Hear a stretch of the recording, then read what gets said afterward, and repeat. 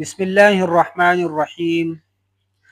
د نبی علیه الصلاۃ والسلام حدیث مبارک ته چې زما صحابه د پشان د ستورو دي او په هر یو صحابي پسې تاسو روان وای دغه پیروي وکړه، نو الله سبحانه و تعالی به تاسو هدایت ته رسوي.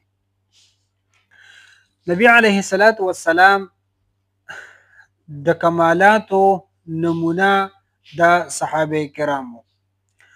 کله چې نبی علیه الصلاۃ والسلام د دې دارفانی دنیا نه تشریف وړو، نو په هغه وخت کې ټول صحابه چې موجود هغه 1,24,000 صحابه وو، کم و بیش.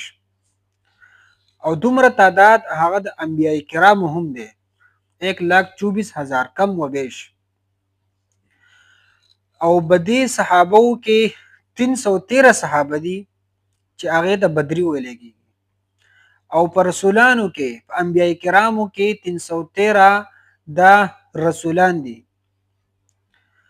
او بیا په صحابو کې سلور خلفای راشدین دي.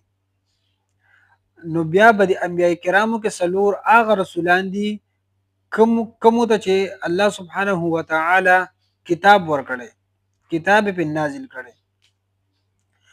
نو ګویا کې د دینه دا معلومه شوه چې نبی علیه الصلاۃ والسلام چې کله د دنیا نه تشریف وړو، نو د 1,24,000 انبیای کرامو هغه کمالات هغه ټول صحابه ته منتقل کړ.